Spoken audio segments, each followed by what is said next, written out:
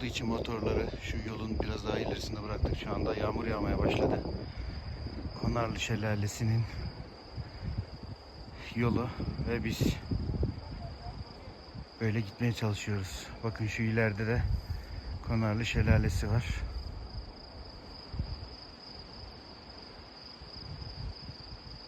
Evet, şuralarda yağmur iyice şiddetlendi. Sisten belli oluyor.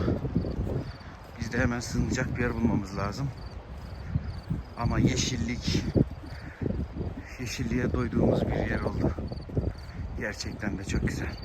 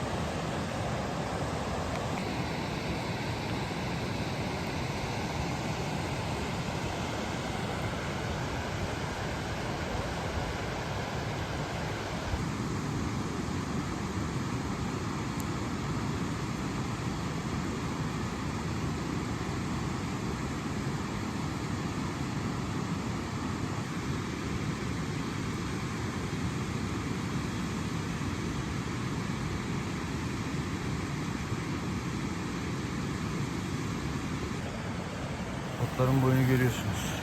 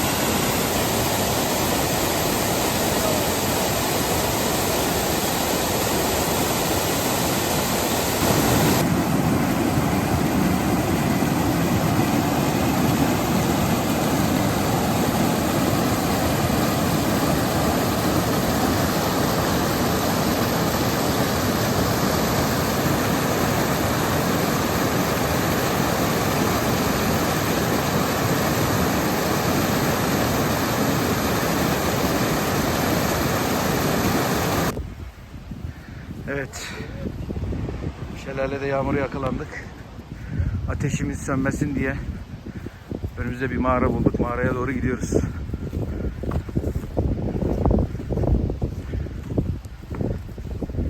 Yanarak gidiyoruz ya. Bu elindeki nedir? Elimdeki ateş.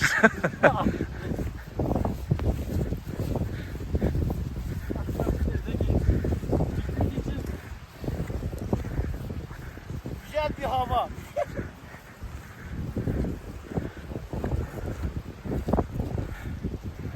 Evet. Böyle bir yer bulduk. Isırgan otlarının arasından geçiyoruz. Evet. En azından üstümüzde taşlar var.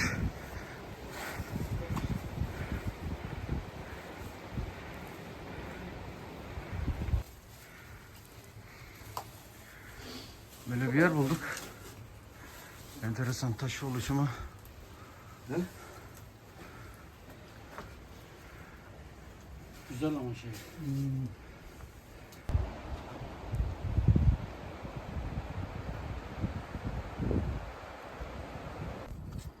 aşağı girdiğin zaman o zaman takarsın.